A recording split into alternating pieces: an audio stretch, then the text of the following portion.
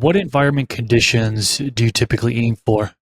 So I guess with that, I mean, you've got your optimum. My basis typically I go off of VPD. And not strictly, but you kind of once you kind of get an understanding of the variations that you're looking for, you kind of need to where your the relative humidity needs to be in contrast to the heat in the well, I'm in SoCal, so the heat typically in the tents, right?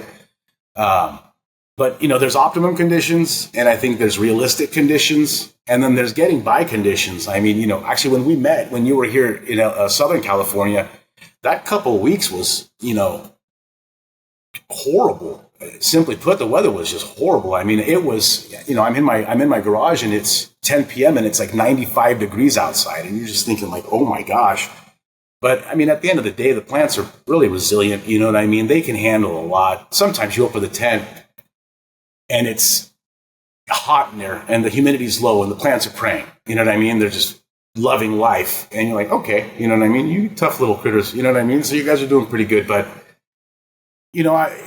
I like to be, again, I base off of VPD, you know what I mean? I think one of the important things is just to make sure that you've got a good functioning humidifier, you know what I mean? Just so you're kind of always keeping that up, because in my experiences, when it's really hot, if you can increase the humidity, it decreases the general temperature in the environment, right? So I think, that's really helpful. And actually, one of the ideas that I had sent AC Infinity, because I do the entire grow in the tent, right? I do the, from seedling all the way. Well, I use a dome for the seedling, but when they're little dinks to where I'm harvesting and cutting down, it's all in the grow tent, right? So, one of the wish list items that I had sent AC Infinity was, hey, it would be great if on the automation there was a notifier that, when your humidity is low, the water in the humidifier is low, so it tells you, hey, go fill it up again. You know what I mean? Because you never want to run out if you're drying or something like that. In a dry environment, you don't want to run out of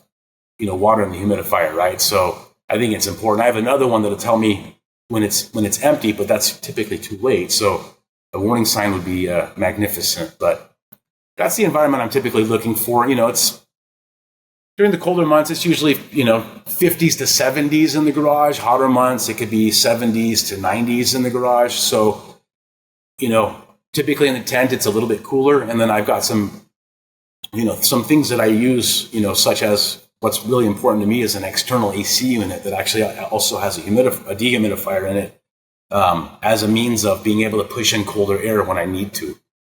And I have a method of doing that as well, but it's important to me. I think we'll talk about it later, but I mean, if you're going to invest and you're in a warm climate, something you need, especially if you're going in the garage, you need to be able to combat the heat.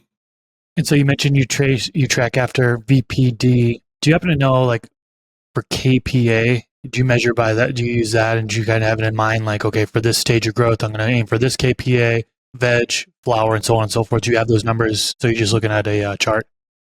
I use, there's some convenient things that I use. There's an app on my phone. It's like Dr. Greenhouse, I believe it's called, VPD calculator.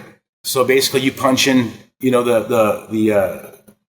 the temperature, and then you also punch in the relative humidity, and it kind of tells you where you are. As far as, if it's either humid, it'll tell you if it's dry stress, or it'll tell you if it's in optimum flowering conditions, or if it's in optimum vegetative conditions. So you kind of get used to it. So, typically it's like a 15-point difference between the temperature and the humidity for flower. And then for veg is typically about like 8. You know what I mean? So if it's 80 degrees in the tent, you're probably looking at like 72% relative humidity, and that'll kind of put you in a good spot for veg. You know what I mean?